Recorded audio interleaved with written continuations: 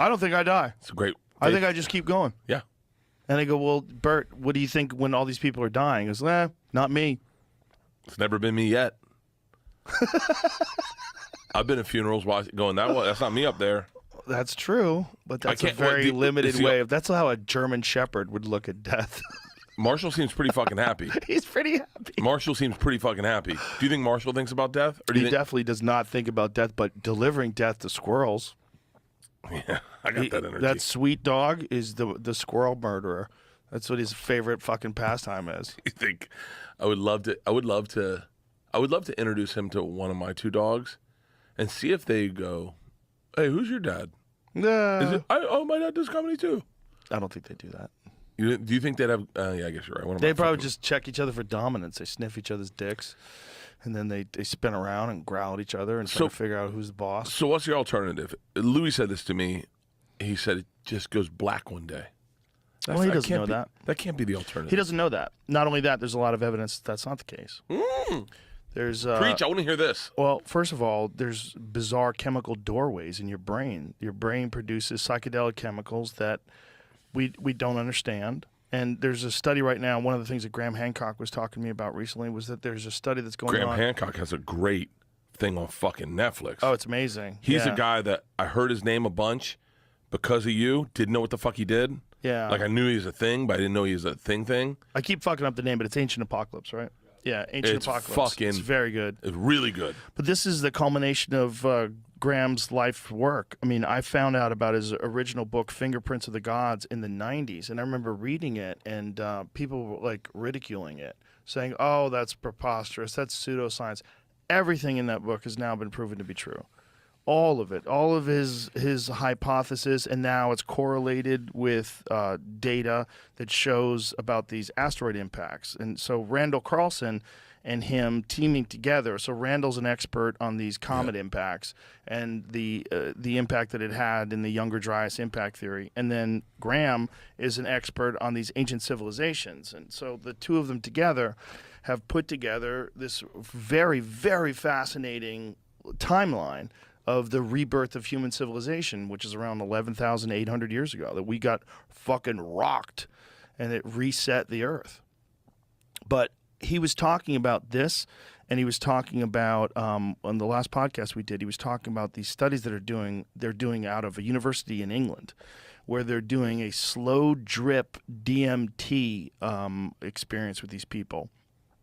And because they're doing it for hours and hours, they do a slow drip where they keep them in this state, which is normally a very transient state. Well, because you hit it with a fucking pipe. Yeah. Normally. Yeah, normally. So there's no regulating how much you get. Right. So this, because it's an IV, because it's coming in a drip, it's like constant and continuous. And these people are going to the same place, and they're having repeatable experiences. So instead of having like a 15-minute DMT trip, which is a lot of people have, that's like overwhelming, you can't even figure out what's going on, and then it's over. Instead of that, you're going to the exact same place over and over and over again and getting more and more comfortable with it and coming back with very similar stories. Really? So, yeah, it's a repeatable environment where they're encountering entities and they're trying to map it. So these people are doing these long-term studies with long-term experiments, meaning like not a 15-minute term, but like not a 15-minute trip, but multiple hours at a time. And they're coming back with like a map of the territory. So this is the concept. The theory that many people have is that death opens up a chemical gateway in the mind.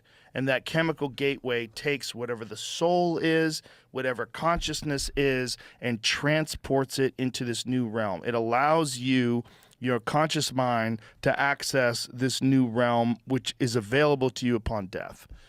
And so a lot of the ancient cultures that did ayahuasca and mushrooms, they would talk about this realm as being like a well of souls, that you encounter disembodied life forms, disembodied spirits. And this has been, it's been a staple of so many religions. There's so many religions that talk about the afterlife. I mean, I get that you would want to come up with something like that just because you wanted to have some sort of a reason to keep going. With the rational mind, when you're dealing with this existential angst of a temporary existence and one day you're just going to be worm food, what's the point of it all? Why don't I end it now? Yeah. It's too much. Life is to live is to suffer. No, there's something waiting for you when it's over. And this is like, that's the carrot at the end of the stick. So a lot of people think, well, I'm too smart for that fucking carrot. Like, no. Life is suffering. Life is pointless. And It goes black so, one day. it's like what Bourdain did to himself. It's like there's like this romantic notion that some people have that to end this depressing thinking is like to do it, just to end your own life is the best way to just get through this. But they don't know. They don't know. Like, you don't know that you just go black. You have no idea. They don't And to know. say that is so foolish. Just to think of the fucking complexity of the universe itself. Just the vast scope of it. And now with this James Webb telescope, they're starting to like look at galaxies that don't even make sense. Like, how is this galaxy so formed and it's so far away? Like, is the universe older than we think it is? Like, there's all this new speculation now because of new data. To think that you know what happens to you when you die is dumb. It's dumb. You don't. You right. cannot know. And I to be thought this was going to give me a closed-minded- panic attack, and now I'm feeling better about myself. Yeah, I don't think it ends.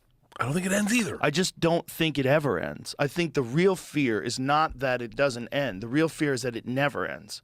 Imagine if you have to live your life over and over and over and over and over and over and over and over and over again forever. Could you do it?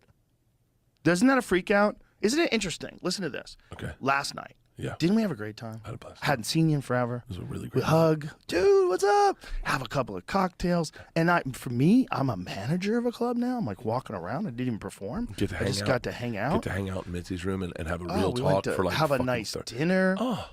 When you want to do that forever and ever and ever and Yeah. ever. Yeah. But can you? Yep. This is the thought. Like, for some people, that makes them freak out. This idea that you would live your life, the life that you have right now, forever, and you would just keep going back and doing it all again until you get it right. I would